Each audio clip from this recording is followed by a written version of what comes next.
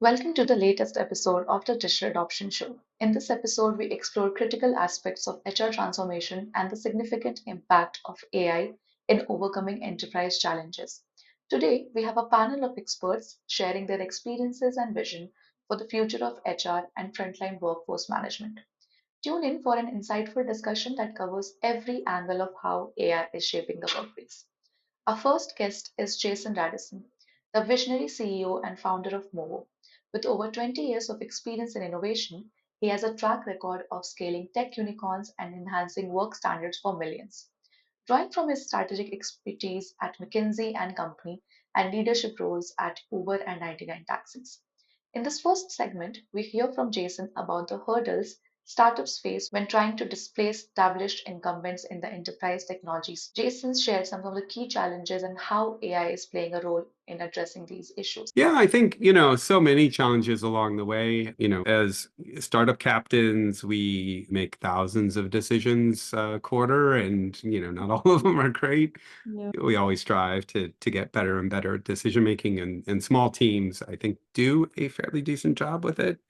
What I would highlight is just, I think the real challenge in sort of broad enterprise technology is this cannibalization effect. How do you displace the big incumbents that are in the space? And I think there's so much that the systems integration companies, to name some of the names, places like Accenture, places like IBM, places like Slalom, some of the more specialized companies are out there really helping their large corporate clients to integrate the latest technologies into the hundreds of technologies they already buy.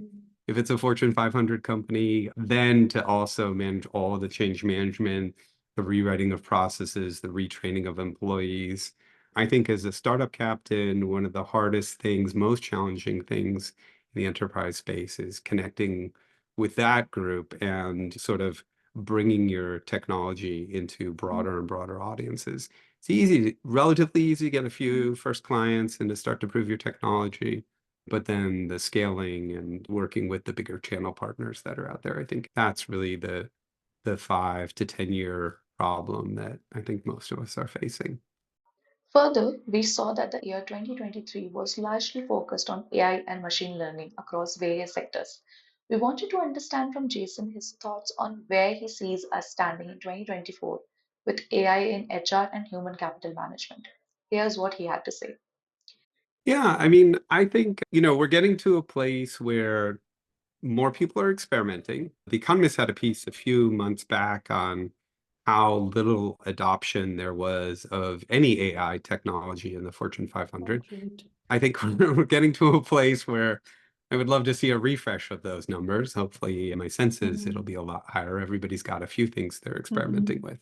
It's hard to say very broadly because I think it does the technology itself is still in that foundational phase. It's a little bit, people have made other comparisons. What did we say about mobile phones in 2008 or 2009, and we didn't really fully comprehend all the business models and all of the things that would come up, right?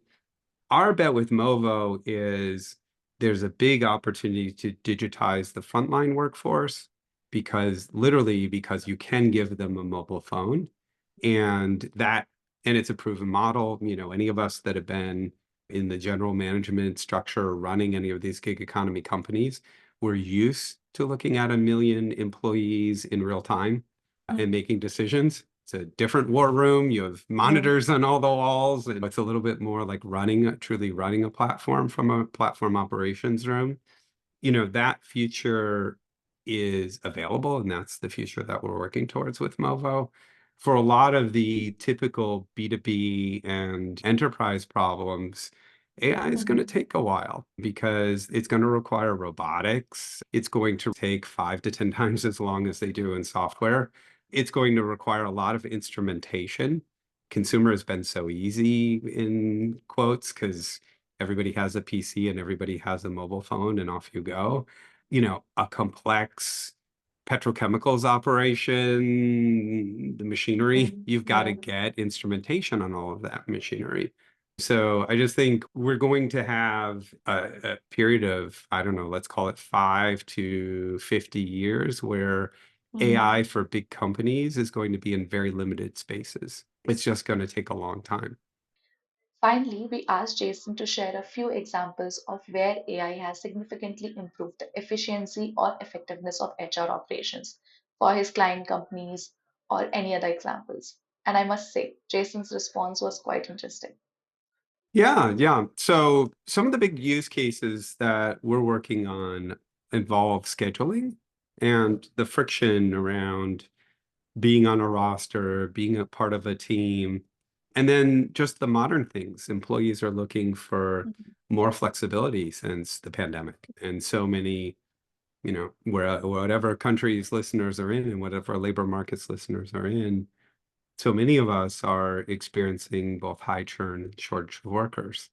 And so one of the key areas that we're working on with our clients is completely automating the scheduling process. So Oh. you look at these large retail companies, or if you Mhm. look at large manufacturing, logistics, Yeah.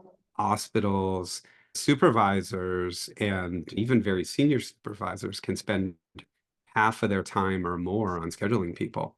Right. So one of our key areas of automation is that, and the net impact is that there's usually a strong reduction in employee turnover.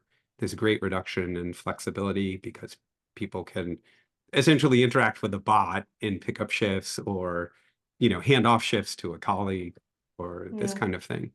There are other areas. I think the talent automation space, which is the first problem that we tackled in the Mhm. pandemic with some success. We hired 700,000 people in the pandemic on our platform. I think that space is relatively well known. The product is, completely removed sort of you have a mobile experience where a worker just sort of onboards themselves or a candidate onboards themselves.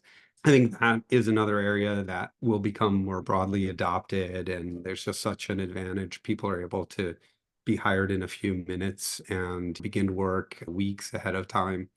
I Mhm. think that's a big one. Beyond that, like tasks is another area where we think there's a big opportunity in HR and operations for automation, and that's automatically Mhm. dispatching tasks across the company to the workers who Mhm. have the skills and the availability and are in the right location, frankly, to be able to handle the task.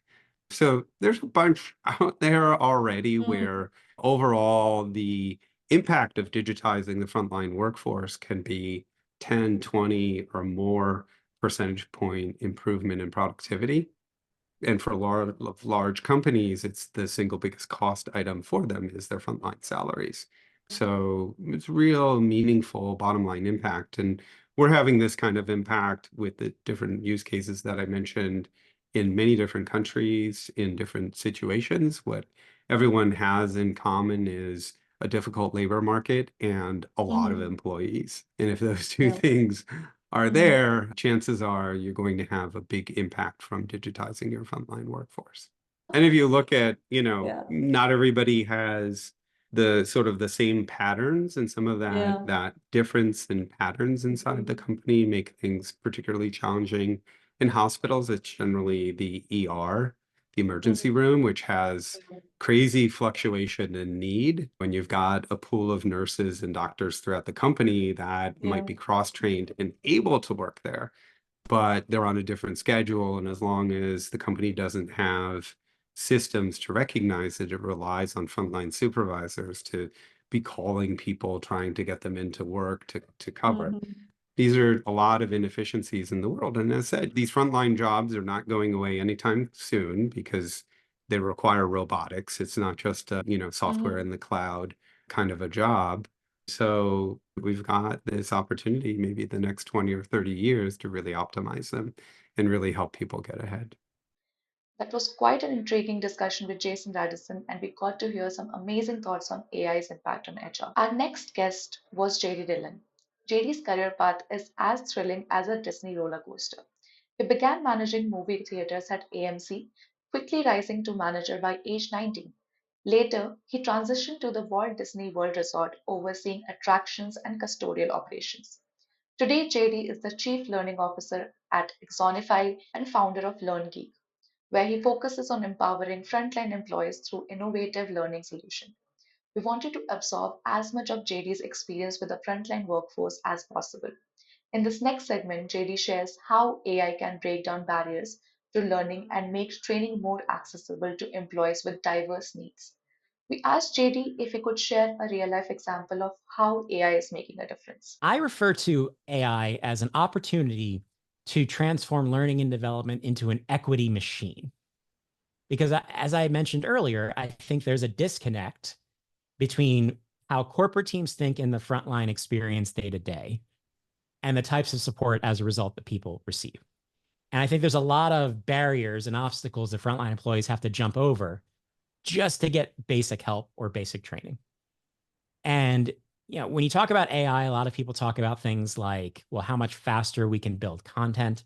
So kind of gain efficiencies there, maybe even give tools to other people in the organization so that we can provide not just more content, but go after more problems and more solutions and connect people with that content. So you talk about things like, digital assistance and the ability to ask questions. And instead of having, again, searched through your knowledge base, you can just ask the question and get the answer.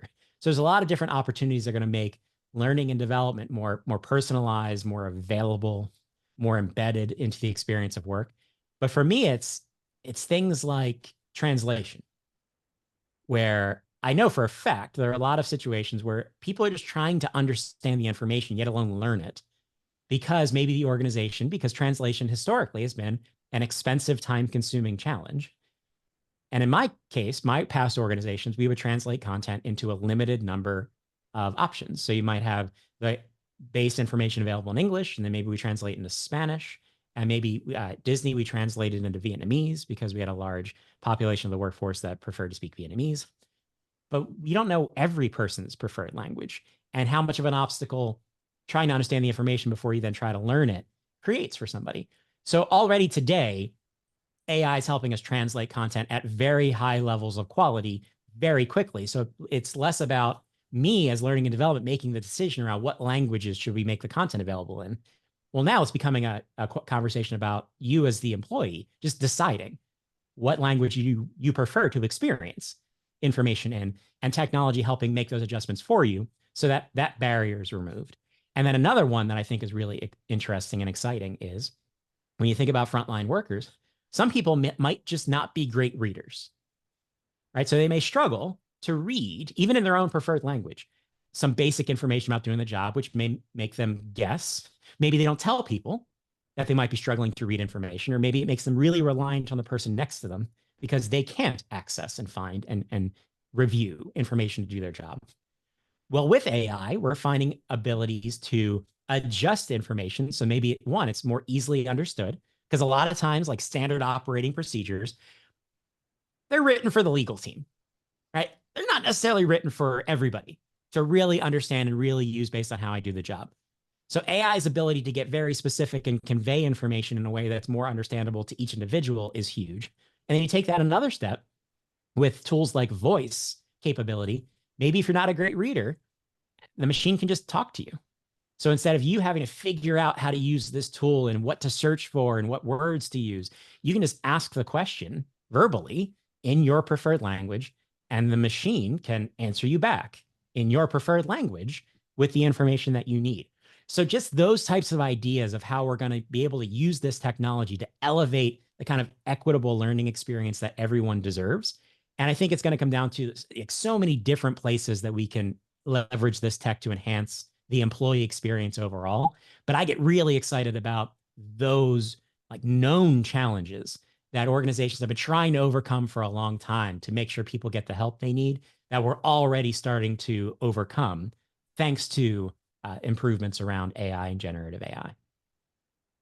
In the next question, we asked JD, how can companies best develop these skills in their existing frontline workforce, considering diverse learning styles and backgrounds?